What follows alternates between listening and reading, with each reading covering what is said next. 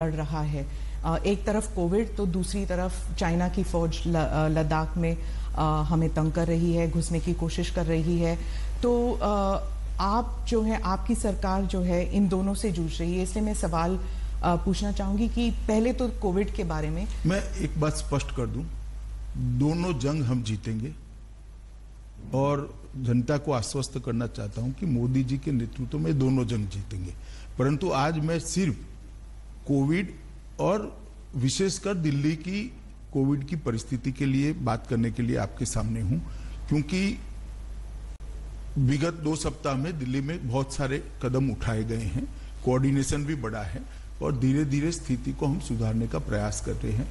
मगर कुछ चीजें ऐसी है जो दिल्ली की जनता से साझा करना जरूरी है और जागरूकता की दृष्टि से भी ये जरूरी है और उनको जो करना है उसके लिए भी जरूरी। इसलिए आज विशेषकर दिल्ली के कोरोना वायरस की स्थिति पर, संक्रमण के फैलने की स्थिति पर और देश के कोरोना वायरस संक्रमण पर ही बात करेंगे, एक लिमिटेड सब्जेक्ट पर बात करेंगे। जी, दिल्ली के बारे में आप कह रहे थे तो मैं दिल्ली से ही सवाल करती हूँ कि दिल्ली की तुलना जो है वो वुहान से की जा रही है कि बेड नहीं है, टेस्टिंग नहीं है और जनता में एक रोष भी है, घबराहट भी है कि जो हॉस्पिटल्स हैं वो मना कर रहे हैं कुछ लोगों को लेने के लिए और अगर अंदर ले भी रहे हैं तो उनकी फीस बहुत ज्यादा है।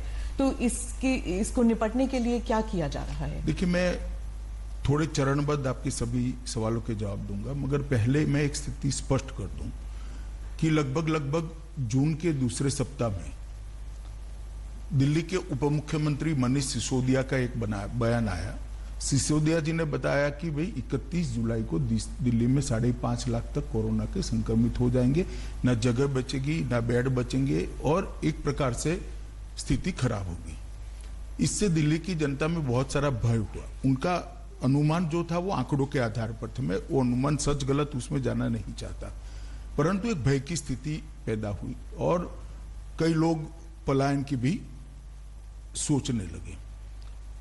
एक दूसरा निर्णय आ गया कि दिल्ली के बाहर की व्यक्तियों को दिल्ली में इलाज नहीं कराया जाएगा। अब मैं आपको बताना चाहता हूं, मैं भी दिल्ली के बाहर का हूं, मैं भला कहां जाऊंगा अगर मुझे कुछ होता है तो। दिल्ली देश की राजधानी है, बहुत सारे राज्य के लोग यहां पर रहते, आते हैं, जाते हैं। आसपास के राज्यों से, जैसे उत्तराखंड से, उत्तर प्रदेश से, हरियाणा से, राजस्थान से ढेर सारे लोग यहाँ बसते हैं। ऐसा करना संभव नहीं था, तो वो निर्णय को केंद्र सरकार ने बदला और ये तय कर दिया कि हर एक व्यक्ति का इलाज हर एक अस्पताल में होगा।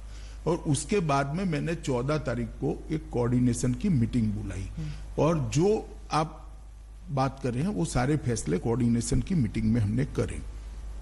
एक कोऑर्डिनेशन की मीटिंग बुलाने की जरूरत इसलिए पड़ी कि दिल्ली का जो एडमिनिस्ट्रेटिव खाका है, इसमें 3, जहां तक कोरोना का सवाल है, 3 एडमिनिस्ट्रेटिव रोल 3 संस्थानों का आता है। तो दिल्ली सरकार स्वतः, दूसरा एमसीडी, 3 म्युनिसिपल कॉर्पोरेशन और तीसरा भारत सरकार। तो ये तीनों के बीच में कोऑर्डिनेशन होना जरूरी था। तो वो मीटिंग का मुख्य उद्देश्य था, देश और दुनिया के कोरोना के खिलाफ की लड़ाई की बहुत सारी इंफॉर्मेशन भारत सरकार के तज्ञों के पास थी। जैसे डॉक्टर पॉल है, नीति आयोग के मेंबर हैं, हमारे डॉक्टर भार्गव है, आईसीएमआर के हैं और एम्स के डायरेक्टर गुलेरिया जी हैं। ये तीनों के पास पूरे देश भर की स्थिति और दुनिया भर की लेटेस्ट स्थिति की जानकारी थी। भारत सरकार काफी कुछ मदद भी कर सकती है। दिल्ली सरकार का स्वास्थ्य विभाग और दिल्ली सरकार का मेन रोल है ही है और अस्पताल बहुत सारे एमसीडी के हैं, नीचे के कर्मचारियों की संख्या भी एमसीडी की ज्यादा है। तो एक व्यापक अभियान कोरोना के खिलाफ चलाना है तो तीनों ने मिलजुल कर काम करना पड़ेगा। तो मैंने मीटिंग बुलाई, इसमें दिल्ली के मुख्यमंत्री जी भी आए, उप मुख्यमंत्री जी भी आए, भारत सरकार के स्वास्थ्य मंत्री भी थे, ये तीनों डॉक्टर भी थे और बाद में एमसीडी के मेयरों के साथ भी मीटिंग की। इसमें हमने बहुत सारे निर्णय लिए और आज मैं कह सकता हूं विश्वास के साथ कि 5.5 लाख वाली स्थिति 31 जुलाई तक नहीं आएगी। पर ये क्राइसिस तक क्यों आया? क्योंकि अगर कोऑर्डिनेशन थी तो 14 जून वाली मीटिंग की क्या जरूरत थी? क्या पता नहीं था कि ये होने वाला है ऐसे? देखिए, आमतौर पर दिल्ली सरकार की जिम्मेदारी है कोऑर्डिनेशन करने की और व्यवस्थाओं को ठीक करने की, मगर जब मनीष जी का बयान आया तब मुझे लगा कि अब भारत सरकार को प्रेक्षक नहीं बनाना चाहिए। मोदी सरकार की पूरे देश की जवाबदारी, प्रधानमंत्री जी की पूरे देश की जवाबदारी। प्रधानमंत्री जी ने भी मुझे कहा कि भाई गृह मंत्रालय ने इसमें इनिशिएटिव लेकर आगे बढ़ना चाहिए, दिल्ली सरकार को मदद करना चाहिए। आज भी मैं स्पष्ट कर रहा हूं, दिल्ली सरकार को हम मदद कर रहे हैं, परंतु कोऑर्डिनेशन जब तक नहीं होता है नहीं होता, इसलिए भारत सरकार ने इसमें कोऑर्डिनेशन की दृष्टि से हस्तक्षेप तो नहीं कह सकते, मगर एक मीटिंग बुलाकर काम करना शुरू किया। इसमें जो कमियां हमारे ध्यान पर आई, व्यापक चर्चा की, कुछ दिल्ली सरकार ने भी मुद्दे रखे, कुछ जो एक्सपर्ट्स थे उन्होंने रखे, कुछ एमसीडी के मेयरों ने रखे, क्योंकि दूसरे ही दिन मैंने मेयरों के साथ भी मीटिंग की, ऑल पार्टी लीडर्स के साथ भी मीटिंग की, और सबके जो सुझाव है इसके आधार पर हमने बहुत सारे निर्णय करे। सबसे पहला निर्णय करा कि 30 जून तक कंटेनमेंट जोन के हर घर का सर्वे हो जाएगा। इसमें हल्का सा भी लक्षण है, जिसमें कोरोना का खांसी भी है, जुकाम है, बुखार है, कुछ भी है, सर दर्द है, सूंघने की क्षमता चली गई है, टेस्ट चला गया है, ये सारे लोगों की सूची तैयार करी और हमने मास लेवल पर टेस्टिंग बढ़ाया। पहले मैं बाद में टेस्टिंग पर आऊंगा, मगर मास लेवल पर टेस्टिंग बढ़ाया और मुझे भरोसा है कि ये 30 तारीख तक हम पूरा कंटेनमेंट जोन का टेस्टिंग कर देंगे और बाद में 21 जुलाई को तय किया कि पूरे दिल्ली का हाउस टू हाउस सर्वे करेंगे, जिससे जिसको थोड़ा सा भी कोरोना का भय हो उसका टेस्टिंग किया जाए और कम से कम उसको आइसोलेशन में डालने से वो फैलाए नहीं। ताज्जुब तो इस बात की हो रही थी कि आप होम मिनिस्टर हैं, गृह मंत्री हैं, तो गृह मंत्री होने के नाते आपको हर स्टेट, हर राज्य को देखना है, गुजरात हो, महाराष्ट्र हो, लेकिन दिल्ली में ऐसी क्या केओस वाली सिचुएशन आ गई। और इंग्लिश में एक कहावत है, too many cooks spoil the broth, कि एक तरफ चीफ मिनिस्टर हैं, एक तरफ लेफ्टिनेंट गवर्नर हैं, उस पर आप भी आ गए, तो इसमें तालमेल अब बढ़ा है। जरा भी कोई खींचातानी नहीं है, बिल्कुल मैं आपको आंकड़ों के आधार पर बता सकता हूं कि परिस्थिति कंट्रोल में। दिल्ली सरकार ने हमें कहा था कि भाई एम्बुलेंस बढ़ानी है, ऑक्सीजन सिलेंडर बनाने हैं, वेंटिलेटर बनाने, हमने 500 ऑक्सीजन सिलेंडर इमीडिएटली दे दिए, 10,000 के करीब ऑक्सीनोमीटर दे दिए, 440 वेंटिलेटर दे दिए हैं, और भी जरूरत पड़ेगी तब देते जाएंगे। और एम्बुलेंस के लिए भी दिल्ली सरकार को अधिकृत किया गया है कि वो ओला, उबर और ऐसी कंपनियों के साथ मिलकर एम्बुलेंस की व्यवस्था करें, और ये अच्छे से चल रहा है। सबसे आपको ताजुब होगा, सबसे बड़ी खराब परिस्थिति डेड बॉडीज की थी। लगभग 400 से ज्यादा, 350 से ज्यादा डेड बॉडीज संस्कार बगैर के पड़े रहे थे। हमने तय किया था कि 2 दिन के अंदर सभी डेड बॉडीज का अंतिम संस्कार कर दिया जाएगा अपने अपने धर्म के हिसाब से, और आज एक भी डेड बॉडी पेंडिंग नहीं है। और जिनका दुर्भाग्य से मृत्यु होता है उसका हमने तुरंत ही उसी दिन शाम तक संस्कार हो जाए ऐसी व्यवस्था करी है और अच्छे से चल रही है। इसमें एमसीडी का बहुत बड़ा रोल है, दिल्ली सरकार का भी रोल है। दूसरी बहुत सारी कंप्लेंट्स आ रही थी स्मिता जी की, अस्पतालों की स्थिति ठीक नहीं, उनको गाइडेंस चाहिए, तो एम्स के टेलीफोनिक गाइडेंस की हमने व्यवस्था कर दी। अस्पताल से कोई भी व्यक्ति वो डेडिकेटेड नंबर पर फोन करता है तो एम्स के विशेषज्ञ वहां उपस्थित होते हैं, वो पेशेंट की हालत को टेलीफोनिकली जानकर वो डॉक्टर जो दिल्ली सरकार के अस्पताल का है इसको गाइड करते हैं और तुरंत ही सर्वश्रेष्ठ इलाज की दिशा में उसको हम आगे बढ़ाते हैं। और 3 टीमों का गठन कर दिया जिसमें दिल्ली सरकार के भी डॉक्टर थे, भारत सरकार के भी, एम्स के भी डॉक्टर थे और आईसीएमआर के भी विशेषज्ञ थे। उन्होंने सभी अस्पतालों का निरीक्षण कर स्थान पर जाकर जो कमियां थी उसको दूर करने के लिए कदम उठा लिए। आप कल्पना कर सकती है, हर वार्ड का सर्वे, हर वार्ड की सिस्टम को हमने ठीक करने का काम किया है और इसके लिए मानव संसाधन भी बढ़ाए हैं और कर्मचारियों को वित्तीय प्रोत्साहन देने के लिए भी दिल्ली सरकार ने अच्छा कदम उठाया है। मानव संसाधन की बात चल रही है तो क्या ये अभी जैसे आपने 10,000 बेड्स का खोला है, 5,000 बेड्स, इन सब के लिए वेंटिलेटर्स और नर्सिंग स्टाफ, डॉक्टर्स, ये सब उपलब्ध हैं कि इनके लिए एडवर्टाइजिंग तो हमने देखे नहीं है, तो कहां से आएंगे इन? देखिए ऐसा है, हमने, मैं बताता हूं आपको कहां से आएंगे। जो रिटायर्ड कर्मचारी थे उनकी पूरी लिस्ट बनाई गई है। एक कॉल सेंटर से उनका संपर्क किया गया, उनको वापस लाने के लिए करा है और बहुत सारे रिटायर्ड कर्मचारियों को लाए हैं। पैरामिलिट्री फोर्सेस के मेडिकल टीमों को लगाया गया, जैसे अभी एक 10,000 बेड का जो कोविड सेंटर बन रहा है, वहां पर पूरा आईटीबीपी लगा। 16,000 बेड रेलवे बना रही है, उसका पूरा सेना ने जिम्मा लिया है। ये सारी चीजें हमने मेडिकल सुविधाएं, मानव संसाधन बढ़ाने के लिए करी है। कोऑर्डिनेशन की जब बात चल रही थी तब भी बार बार डिसीजंस चेंज होते हैं कि होम आइसोलेशन होगा कि नहीं होगा, कंपलसरी होगा कि नहीं होगा, दिल्ली गुड़गांव के बीच ट्रैफिक आने देंगे कि नहीं, दिल्ली नोएडा के बीच। एनसीआर का तो कॉन्सेप्ट खत्म ही सा हो गया है। ऐसा नहीं हुआ है। जहां तक कोविड का सवाल है, एनसीआर की भी मैंने मीटिंग की है। एनसीआर के सारे लोग आए थे, इनके साथ मीटिंग की है और अभी दिल्ली का जो मॉडल बना है, मैं दोनों मुख्यमंत्रियों से बात करने वाला हूं। अरविंद जी तो लुक में है ही है, उनको साथ में रखकर ही फैसला करते हैं, परंतु उत्तर प्रदेश और हरियाणा के मुख्यमंत्रियों से भी बात करूंगा और एनसीआर को पूरा संपूर्ण जानकारी अब तक इकट्ठा हो गई है, गृह मंत्रालय में और स्वास्थ्य मंत्रालय में आ गई। एक समन्वित रणनीति हम बनाएंगे एनसीआर के लिए, दोनों मुख्यमंत्रियों से बात कर और इसी तरह से टेस्टिंग बढ़ाना, अस्पतालों का गाइडलाइन तय करना, ये सारी चीजें एनसीआर में भी चली जाएगी। मैं आपको बताना चाहता हूं कि बहुत कोऑर्डिनेशन से हम आगे बढ़े हैं और ढेर सारे फैसले लिए हैं हमने। जब नेशनल लेवल पर बात होती तो प्रधानमंत्री जी ने भी चीफ मिनिस्टर्स के साथ मीटिंग की, आपने भी की है, लेकिन ऐसे लगता है जैसे राजनीति जो है वो हावी है even in this COVID fight. Piyush ji ने ट्रेन्स का इंतजाम किया तो ममता जी ने मना कर दिया, या फिर उद्धव जी ने कहा कि हमें नहीं चाहिए अभी। तो इस सब में जो फेडरल स्ट्रक्चर है वो जैसे लग रहा था कोलैप्स कर गया। शुरुआत में तो ठीक था, लेकिन अब जैसे लगता है कि पॉलिटिक्स जो है वो हावी है। छोटी छोटी बातों को ज्यादा तूल नहीं देना चाहिए। जैसे यहाँ पर आपने जिक्र किया कि भाई होम आइसोलेशन में विवाद हो गया, कोई विवाद नहीं हुआ है। देखिए, दिल्ली में जितने भी डेथ हुए थे कोविड के कारण, इनका एनालिसिस हमने एक्सपर्ट्स के साथ कराया। लगभग 50% डेथ 1 दिन से 3 दिन के अंदर एडमिशन के अंदर ही हो गए। इसका अर्थ ये होता है कि होम आइसोलेशन से व्यक्ति ज्यादा अपनी स्थिति बिगाड़ कर आता है। अब हमने रैपिड टेस्ट, मतलब एक फास्ट टेस्टिंग की प्रक्रिया चालू करी है और उसके कारण जो पॉजिटिव पाए जाते हैं, इसमें 2 क्राइटेरिया करें।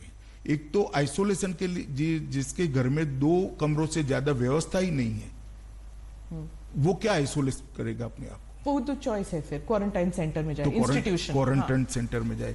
दूसरा, दिन को डायबिटीज है, ब्लड प्रेशर है, कैंसर आदि कोई बड़ी बीमारी है जिसके कारण इसकी इम्यूनिटी कम हुई है, ऐसे लोगों को भी हमने आइसोलेशन सेंटर में भेजने के लिए निर्णय किया है। अब इस पर थोड़ी बयानबाजी होगी, राजनीति है स्मिता जी, मगर फैसलों से कोई फर्क नहीं पड़ा। जैसे मैं कहता हूं, हमारी मीटिंग के पहले दिल्ली में 25 मार्च से 14 जून तक लगभग 2,41,000 टेस्ट हुए थे, तो प्रतिदिन 4500 टेस्ट होते थे। अब 15 जून से लेकर 25 जून तक 11 दिनों में 1,75,141 टेस्ट हुए, तो प्रतिदिन 16,000 टेस्ट हुए। तो 4.5 गुना टेस्ट की बढ़ोतरी करी है हमने। इसीलिए नंबर बढ़े हैं। नंबर तो प्रारंभिक बढ़ेंगे, मगर वो फैलने की गति भी कम हो जाएगी। मैं ये स्पष्टता करना, कॉन्टैक्ट ट्रेसिंग भी हो रहा है, तो मैं ये स्पष्टता करना चाहता हूं कि अभी मानो 3,000 तक नंबर एक दिन 4900 4,800 तक गया, मगर अब 3,400 3,200 आता है। ये इसलिए आता है कि पहले 4500 की जगह 16,000 टेस्ट हो रहे हैं, तो नंबर थोड़ा बढ़ेगा, मगर ये जो 3,400 लोग आइडेंटिफाई हो गए, इनके आइसोलेशन के कारण वो फैलाएंगे नहीं। वो जिन जिन को मिले इनके भी हम दूसरे दिन टेस्ट कर रहे हैं। ये पूरी व्यवस्था नीचे तक, वार्ड तक, घर तक करने की व्यवस्था दिल्ली सरकार, भारत सरकार और एमसीडी ने मिलकर करी है। इसके कारण गति निश्चित रूप से कम होगी और ये छोटा मोटा इधर उधर चलता है। देखिए, राजनीति में सब लोग अपना अपना पर हो रहा था ना, मतलब एक गृह मंत्री होने के नाते आपको हॉस्पिटल जाना पड़ा, मतलब एलएनजेपी हॉस्पिटल। ये it was like a shocking visual कि आप एलएनजेपी हॉस्पिटल जहां पे इतने सारे कोविड पेशेंट्स थे, आप वहां पे चले गए। तो सिचुएशन ऐसा लगता है पैनिक से। इससे स्वास्थ्य कर्मचारियों का हौसला अफजाई भी हुआ है, जनता का भी विश्वास बढ़ा है। और इसके बाद हमने कुछ फैसले लिए, जैसे हर वार्ड में सीसीटीवी लगाया, तो अब हमें बाहर बैठकर मालूम पड़ता है कि स्टाफ है कि नहीं, चेकिंग ढंग से होती है या नहीं होती है, इनको खाना पीना ढंग से मिलता है नहीं मिलता है। और जब रसोई बंद हो जाती थी वहां पर, कोई रसोई खाना बनाने वाला कर्मचारी ही अगर संक्रमित हो गया तो बंद हो जाता था। तो हमने एक वैकल्पिक व्यवस्था करी, वैन से आते हैं। मैं वहाँ परिचारिकाओं को भी मिला, अपने नर्सिस बहनों को भी मिला, उनकी दिमागी मतलब लड़ रही है बहादुरी के साथ, फिर भी वो अपने आप को अकेला महसूस करती थी। तो साइको सोशल काउंसलिंग की भी शुरुआत हमने की। इसके कारण इनका भी हौसला बढ़ा है। डॉक्टरों के साथ बात करने से जमीनी दिक्कतें भी काम में आई। और ये सारों को एम्स के डायरेक्टर भी मेरे साथ थे, ICMR के अध्यक्ष भी मेरे साथ थे। ये सब ने इसको अपनी टीमें जो विजिट में गई, ये सारी चीजें हर अस्पताल की चेक कर उसी मॉडल पर उसको सुधारने का हमने काम किया। एक बाहर बोर्ड लगा दिया गया, इलेक्ट्रॉनिक डिस्प्ले, और बेड का रियल टाइम स्टेटस हर घंटे वहां होता है, जिससे कोई मरीज को न बोल सके। इस प्रकार की काफी व्यवस्था करी। ये सब इंफॉर्मेशन जो है, ये देखिए पहले होता था कि प्रेस कॉन्फ्रेंसेस होती थी, GOMs होती थी, GOM के बाद मिनिस्टर्स जो थे वो बता देते थे ये सब इंफॉर्मेशन, पर अब वो प्रेस कॉन्फ्रेंस कम और लगभग ना के बराबर है। 2 हफ्ते में 2 या 3 सिर्फ इंफॉर्मेशन वेबसाइट पे डाला जाता है। जैसे आपने अभी बताया कि ये सब हो रहा है, ये सब इंफॉर्मेशन लोगों के पास नहीं था अभी तक। इसीलिए तो स्मिता जी मैं आपके सामने बैठा हूँ। सर, दिल्ली सरकार ने कहा है कि अनऑफिशियली कह रहे हैं कि कम्युनिटी ट्रांसमिशन दिल्ली में हो चुकी है, लेकिन ये जो है ये ऑफिशियली सिर्फ सेंट्रल गवर्नमेंट कह सकती है। तो क्या ये सही है कि दिल्ली में कम्युनिटी ट्रांसमिशन हो चुका है कोविड का? देखिए, मैं कुछ भी छिपाना नहीं चाहता, और छिपाने से आगे का रास्ता भी संकरा होता है, खुलता नहीं है। मैंने इसकी 3 सबसे सीनियर अफसरों से बात करी है, डॉक्टर पॉल, ICMR के अध्यक्ष डॉक्टर भार्गव और डॉक्टर गुडेरिया से। अभी यह स्थिति दिल्ली में नहीं आई है। ऐसी स्थिति इसलिए दिखाई देती थी क्योंकि करे हुए टेस्टों में 30% पॉजिटिव आते थे, मगर वो इसलिए आते थे कि आप अंतिम समय में ही टेस्ट में ले जाते थे। अब जब हम 20,000 टेस्ट करने लगे तो ये स्थिति नहीं है। आप मेरी बात समझ रही? जी जी। और जरा भी, और मैंने इसकी टेक्निकल चर्चा भी की है, और किसको कहा जाएगा ये भी चर्चा करिए। आज दिल्ली में ऐसी स्थिति नहीं है, घबराने की जरूरत नहीं है। अगर आप ओवरऑल देखें 3 महीने में, तो जो पहले जो क्रिटिसिज्म चल रही थी इंडिया के खिलाफ कि हमने श्रमिकों का देखा नहीं है, और जिस तरह उनकी ट्रीटमेंट हुई थी, उनके लिए कोई व्यवस्था ही नहीं थी वापस जाने के लिए। उसके बाद अब गरीब कल्याण योजना, गरीब रोजगार योजना जो है मनरेगा के तहत, क्या उनके लिए अब जो किया जा रहा है वो काफी है? देखिए, मैं आपको एक बात बता देता हूं। इस समस्या में मुझे लगता है कि ढंग से सरकार के प्रयासों को मीडिया ने बताया नहीं है। जिस दिन से लॉकडाउन हुआ उसी दिन से मैंने भी और प्रधानमंत्री जी ने सभी मुख्यमंत्रियों से व्यक्तिगत बात करी थी कि श्रमिकों के लिए आप रहने की, खाने की व्यवस्था करिए, इंडस्ट्रीज बंद हो जाएगी। सभी राज्यों ने व्यवस्था की, लगभग 2.5 करोड़ लोगों के भोजन की व्यवस्था की गई।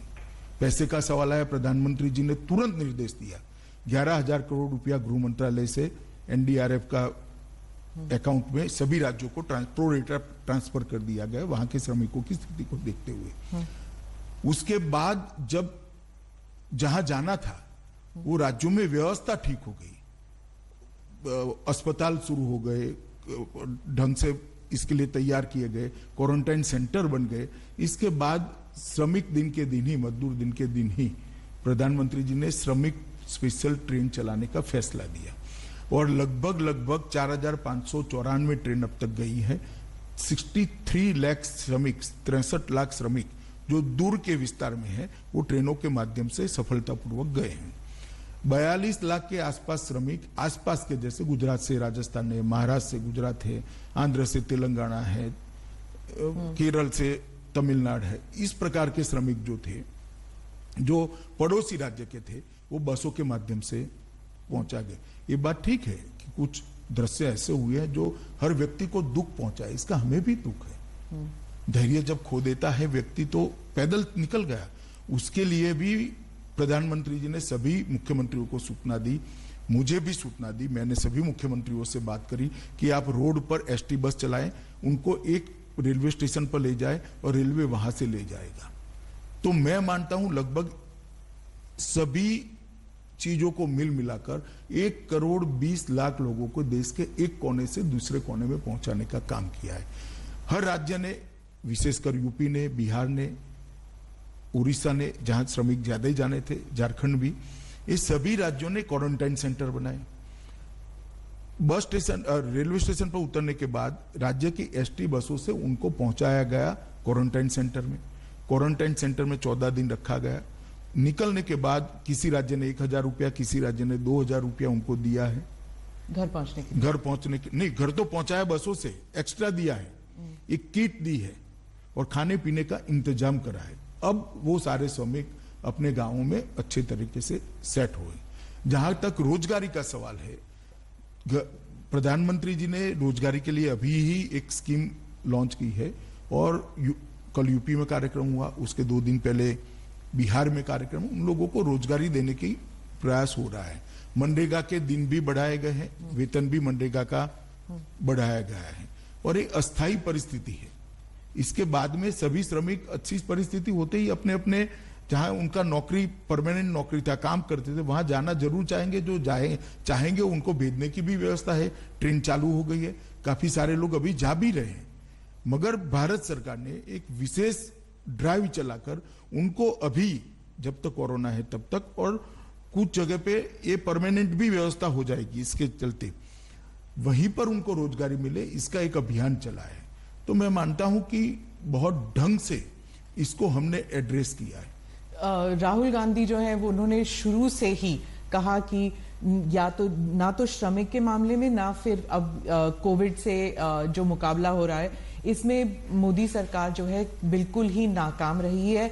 उन्होंने तो सरेंडर का लफ्ज इस्तेमाल किया है आपकी सरकार के खिलाफ कि जीत नहीं सकती आपकी सरकार। कोरोना के खिलाफ भारत सरकार ढंग से लड़ी है। मैं राहुल जी को एडवाइस नहीं दे सकता, उनको एडवाइस देने का काम उनकी पार्टी के नेताओं का है। और मैंने पहले भी कई इंटरव्यू में कहा कि कुछ वक्रदृष्टा लोग होते हैं, उनको सीधी बात भी वक्र दिखाई पड़ती है। जहां तक कोरोना की लड़ाई का सवाल है, भारत सरकार ने ये लड़ाई ढंग से लड़ी है और विश्व के परिप्रेक्ष्य में कोरोना को देखेंगे तो हमारे आंकड़े बहुत अच्छे हैं, बहुत अच्छे विश्व के परिप्रेक्ष्य के अंदर।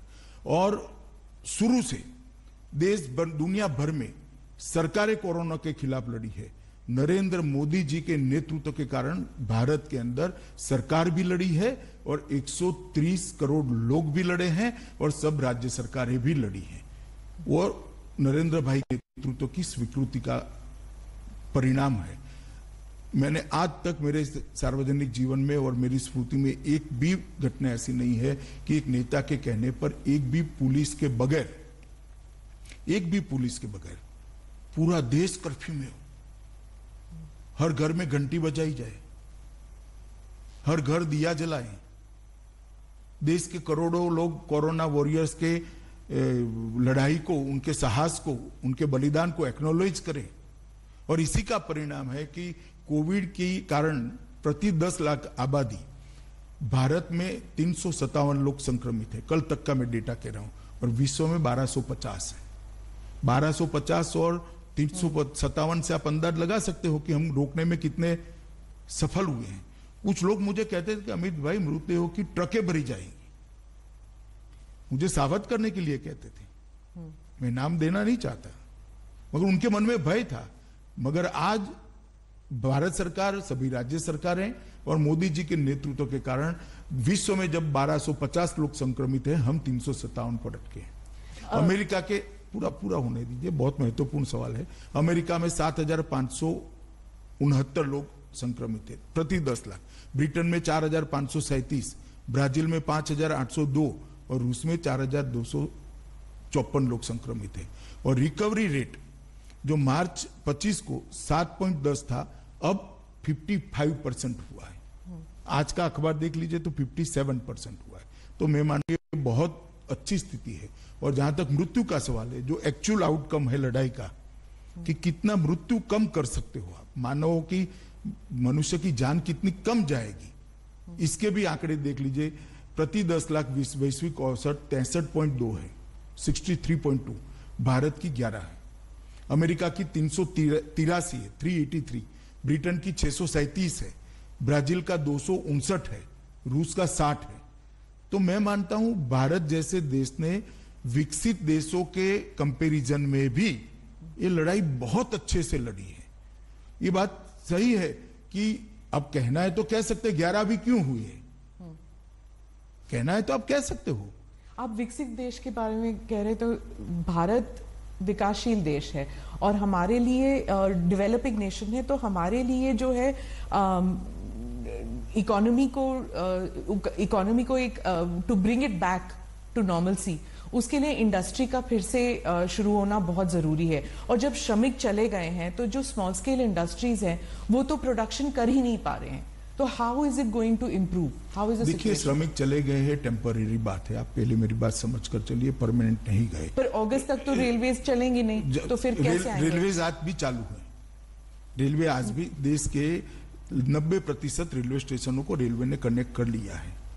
ये बात सही है कि अभी की स्थिति में कोई नहीं चाहेगा कि दूसरे राज्य में जाए, परिवार वाले जाने भी नहीं देंगे कुछ समय, मगर ये वैश्विक स्थिति है। मुझे पूरा भरोसा है कोरोना काल में नरेंद्र मोदी सरकार ने इस समय का उपयोग करते हुए ढेर सारे रिफॉर्म्स किए हैं, चाहे कोयले के क्षेत्र में हो, खदानों के क्षेत्र में हो, चाहे इलेक्ट्रिसिटी के क्षेत्र में हो, इंडस्ट्रियल पॉलिसी के अंदर लचीलापन लाना, बदलाव लाना, बैंकिंग सिस्टम के अंदर बदल लाना हो, ढेर सारे बदलाव किए हैं और कोरोना के बाद की स्थिति को देखते हुए हमने करे। तो मुझे लगता है ये हमारा बहुत बड़ा एफर्ट्स है जो निश्चित परिणाम लाएगा। हाँ, परंतु टेम्पररी पूरे विश्व की अर्थव्यवस्था को जब असर होगी तो भारत भी कैसे बच सकता है, मगर वो असर को मिनिमाइज करने के लिए, कम से कम करने के लिए नरेंद्र मोदी जी ने बहुत सारे एफर्ट्स किए हैं, सफल नेतृत्व किया है देश का और इसका परिणाम भी अच्छा आएगा। 3 या 4 महीने हो चुके हैं, पूरे मुल्क का फोकस जो था वो कोविड पे था और अभी भी है, लेकिन राजनीति बैक सीट नहीं ले सकती। आपने हाल ही में ट्वीट किया था इमरजेंसी को लेकर, जब आपने कहा था कि बोलने के लिए फ्रीडम नहीं है कांग्रेस पार्टी में, और कांग्रेस पार्टी के कुछ लोग कहते हैं तो क्या बीजेपी में है, बीजेपी में भी लोग बोल नहीं सकते हैं, तो क्या आपकी पार्टी में भी डेमोक्रेसी है? आपकी पार्टी में भी जो यंग लीडर्स हैं वो आपको सुझाव देते हैं, कोविड को लेके हो या फिर लद्दाख को लेके हो? क्या आपके जो सीनियर लीडर्स हैं वो वैसे ही ओपन है जैसे कि आप कहते हैं, या फिर कांग्रेस सही है कि आपकी पार्टी में नहीं है? देखिए, ये बहुत, डेमोक्रेसी एक बहुत व्यापक शब्द है।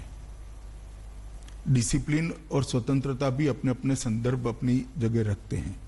इस सब दायरे से बाहर निकलकर मैं एक बात आपको कहना चाहता हूं। कांग्रेस पार्टी अगर सवाल पूछती है तो मैं थोड़ा आपको सवाल पूछना चाहता हूं। अडवाणी जी के बाद श्री राजनाथ जी, बाद में श्री नितिन जी, बाद में फिर राजनाथ जी, मैं बना, अब नड्डा जी बने।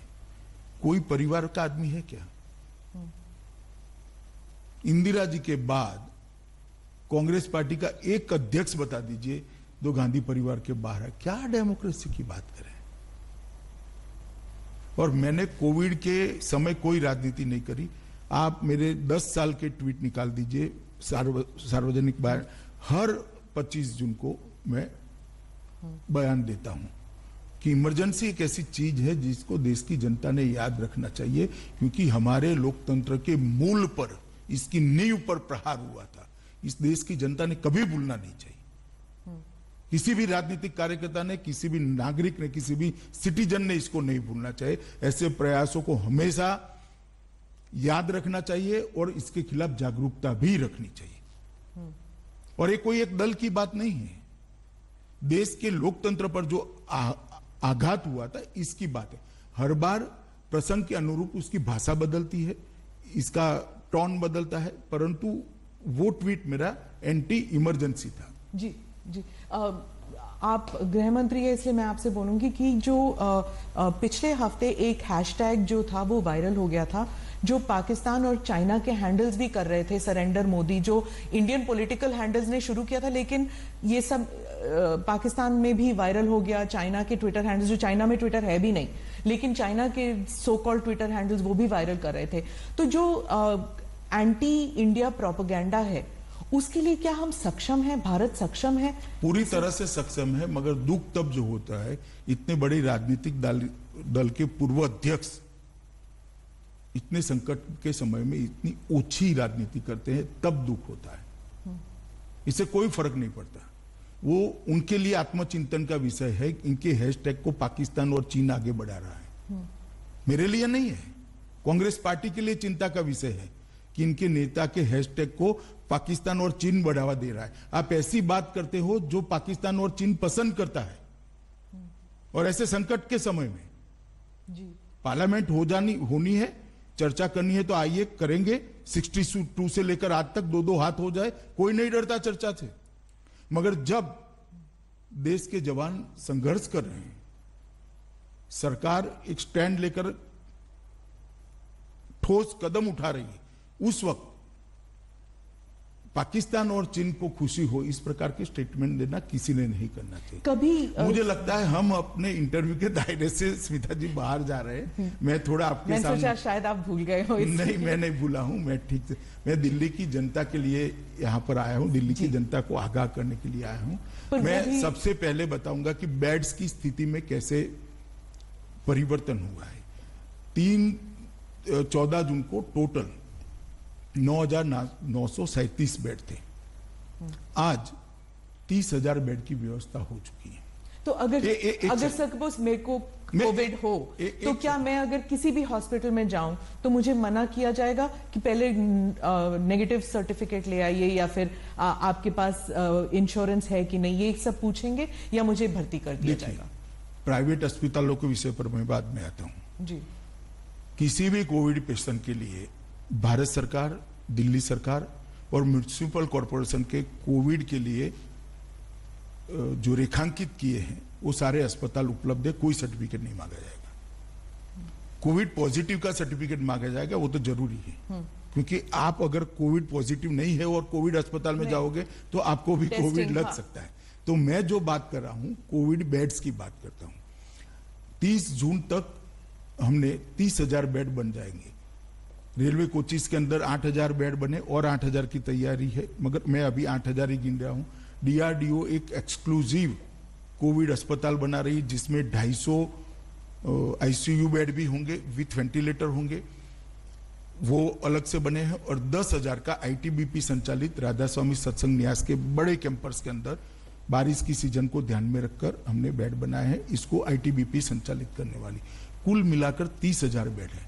तो अभी भी जो 9,937 दिल्ली सरकार ने पहले व्यवस्था करी, वो भी पूरे भरे नहीं है। तो दिल्ली सरकार ने, ऐसा नहीं है कि व्यवस्था नहीं करी थी, उनके भी खाली ही थे, परंतु हमने आगे अगर स्थिति बिगड़ती है तो क्या होगा, इसका एडवांस प्लानिंग किया। अब मैं आता हूं रेट पर। यह फरियाद दिल्ली के काफी लोगों की आती थी कि भाई प्राइवेट अस्पताल मनमाने रेट्स ले रहे हैं। तो मेरी मीटिंग में एक निर्णय लिया गया था कि डॉक्टर पॉल की अध्यक्षता में कुछ डॉक्टरों की कमेटी बनेगी, वो प्राइवेट अस्पतालों को भी सुनेंगे, देश भर की बेस्ट प्रैक्टिसेस को भी कंसीडर करेंगे, और कोविड पेशेंट को ट्रीटमेंट करने के लिए क्या एक्स्ट्रा खर्च लगता है, जैसे पीपीई किट का खर्च लगता है, कुछ खाना बना, ब्लड टेस्ट, ये वो, और दूसरा कुछ लोगों को ज्यादा उनको पैसा भी देना पड़ता है रिस्क के कारण, इंश्योरेंस लिया है सबने। तो इस सारे का मिल मिलाकर क्या फर्क पड़ता है, इसको देखकर उनके रेट कंसीडर करने के लिए हमने एक कमेटी बनाई थी। आइसोलेशन बेड के रेट जो 24,000 से 25,000 तक थे पहले, आज दिल्ली के कोई भी अस्पताल में कोविड पॉजिटिव पेशेंट जाएगा तो 8,000 से 10,000 में बेड उपलब्ध कराए। पर वो एडिशनल्स होते हैं ना? नहीं, कोई, सुन लीजिए आप, मैं पूरी बात बताता हूं, पहले आप मेरा पूरा सुन लीजिए। बिना आईसीयू, बिना वेंटिलेटर का जो आईसीयू है, इसके पहले रेट थे 34,000 से 43,000, एवरेज में कह रहा हूं। अब 13,000 से 15,000 किया गया है। और आईसीयू वेंटिलेटर के साथ 44,000 से 54,000 का बेड का खर्च था, इसको 15,000 से 18,000 कर दिया गया है। एक इसके अंदर कोविड के जितने टेस्ट करेंगे इंक्लूड है, वेंटिलेटर पर रखेंगे इसका खर्चा इंक्लूड है, सारी दवाइयां इंक्लूड है, और अगर डायबिटीज है और आपको आगे की ट्रीटमेंट भी करनी पड़ती है तो ये भी सारा इंक्लूड है। ये पूर्णतः अपने आप में एक सील पैकेज है, आप समझ लीजिए।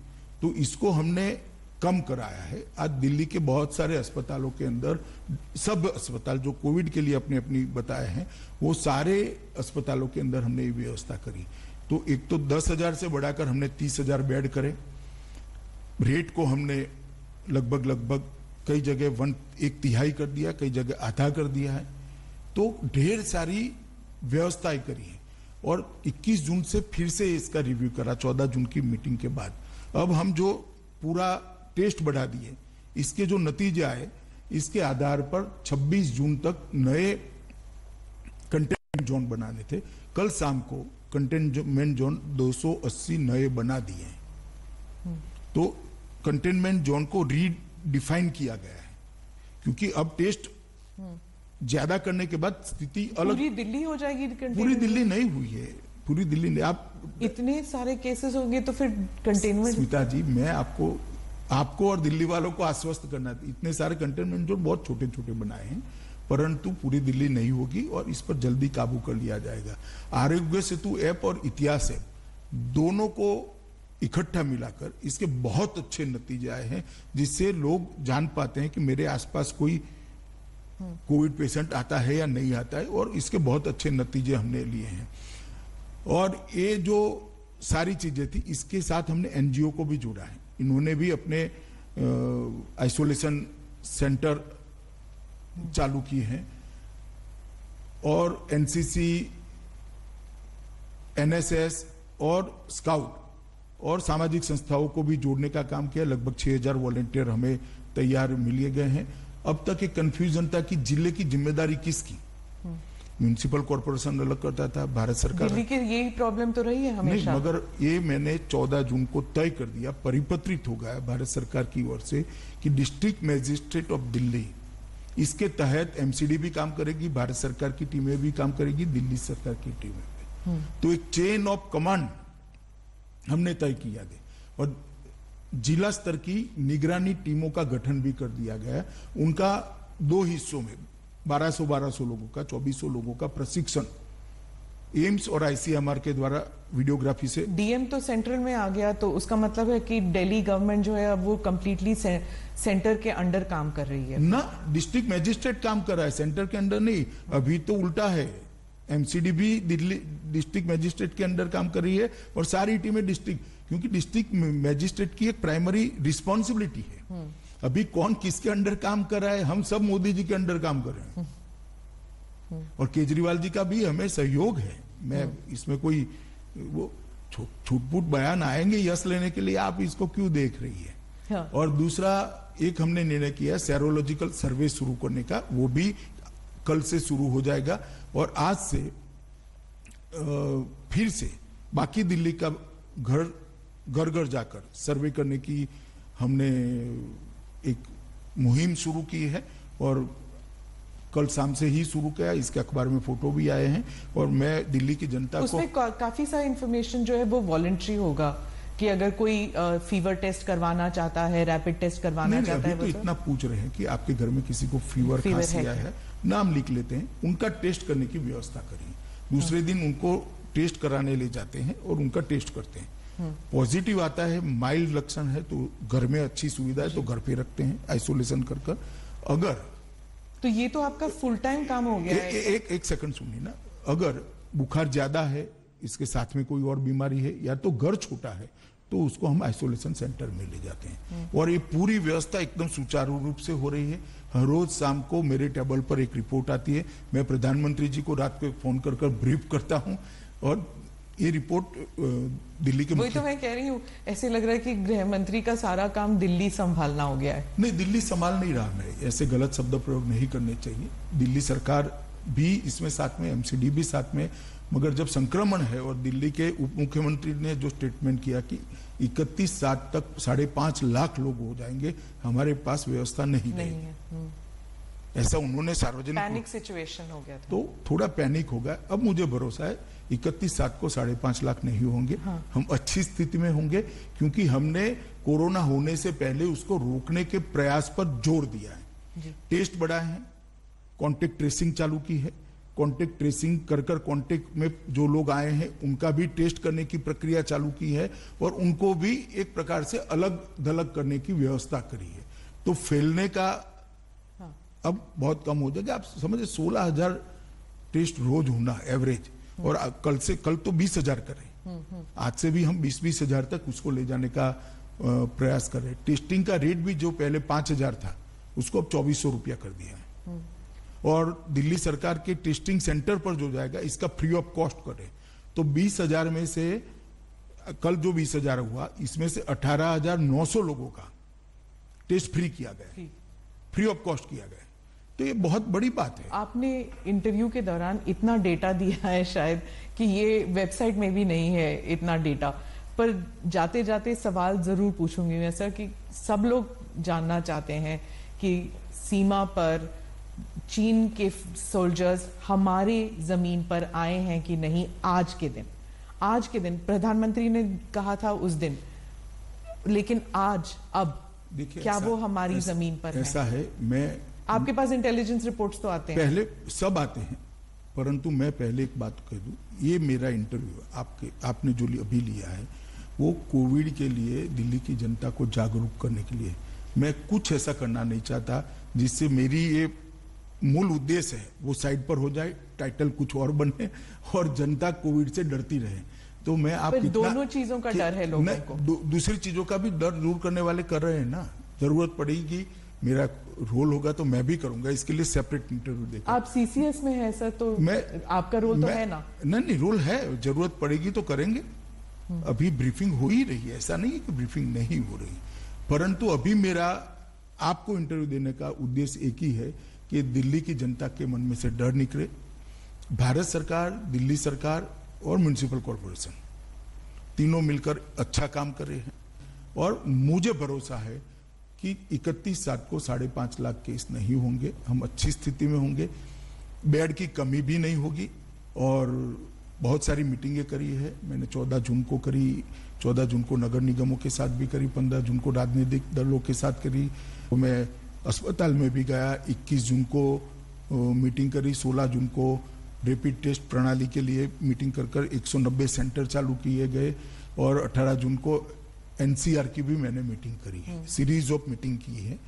कल से फिर से मैं इसका पूरा रिव्यू करूंगा। आज तक रिव्यू हो रहा है, हर रोज रिपोर्ट आ रहा है। दिल्ली की जनता को मैं आश्वस्त करना चाहता हूं, देश का प्रधानमंत्री आपकी हर चीज की चिंता कर रहा है, पल पल की जानकारी उनको मिल रही है, वो सामने से भी इसकी परीक्षा करें। इसलिए कृपया पैनिक में मत आइए, मगर हल्का सा भी लक्षण है तो आप एक बार टेस्ट करा लीजिए। अब टेस्ट करने में कोई देरी नहीं होती, आधे घंटे में टेस्ट का रिपोर्ट आपको मिल जाएगा। और अगर ज्यादा बुखार है, ज्यादा जुकाम है, तो कृपया आप आइसोलेशन सेंटर में शिफ्ट हो जाइए। आपका घर छोटा है जिसमें आइसोलेट नहीं हो सकते, तो भी मैं विनती करना चाहता हूं दिल्ली वासियों को कि आपके परिवारजनों की सुरक्षा के लिए आप आइसोलेशन सेंटर में शिफ्ट हो जाइए। इससे ही कोरोना को रोक सकते हैं। और जब आपका पॉजिटिव आए, स्वास्थ्य कर्मचारियों को विगत 5 दिनों में आप किन किन को मिले हैं, सारे लोगों का सूची भी दे दीजिए, जिससे वो लोग उनका कॉन्टेक्ट कर इनका भी टेस्ट कर ले। अगर इतना करेंगे तो हम दिल्ली को सफलतापूर्वक बाहर निकाल पाएंगे। और मुझे भरोसा है कि अब हमने जिनको ज्यादा बुखार है, कुछ ज्यादा लक्षण है, उनको आइसोलेट करने का और अस्पताल में ले जाने की नीति करी है। उनको होम आइसोलेशन में नहीं रखते हैं, इसलिए मृत्यु की दर भी कम होगी, क्योंकि वो प्रॉपर ट्रीटमेंट के तहत, प्रॉपर मेडिकल ऑब्जर्वेशन के तहत होंगे। पहले जो 2 दिन में ही मृत्यु हो जाती थी, मुझे लगता है इसमें भी हम सुधार कर पाएंगे। और अंतिम संस्कार हो या किसी भी चीज को छोड़े बगैर पूरी स्थिति को रिव्यू किया गया है और प्रधानमंत्री जी के बहुत स्पष्ट निर्देश हैं कि दिल्ली को इस संकट से बाहर निकालना है। और मुझे भरोसा है दिल्ली सरकार, म्युनिसिपल कॉर्पोरेशन, हम सब मिलकर दिल्ली को बाहर कोई टाइम फ्रेम रखा है कि टाइम फ्रेम इसका नहीं हो सकता, मगर आप कुछ ही दिनों में इतना देखेंगी कि बढ़ता हुआ कम हुआ है जी। अगर 5.5 लाख होना है तो आज 2.5 लाख होना चाहिए था। हाँ। मगर हम अच्छी स्थिति में हैं और धीरे धीरे कंट्रोल में आएगा। एक सभी कांटेक्ट में आए हुए लोगों का टेस्टिंग होने के बाद भी एक एग्जैक्ट डिजाइन हमारे सामने, एक एग्जैक्ट जिसको कंप्लीट पिक्चर कहते हैं, वो हमारे सामने आ पाएगा। मैंने कभी नहीं सोचा था सर कि एक इंटरव्यू करूंगी जहां पर आप पॉलिटिक्स के बारे में ज्यादा नहीं बात करेंगे। ज्यादा नहीं, जरा भी नहीं करेंगे। धन्यवाद। धन्यवाद।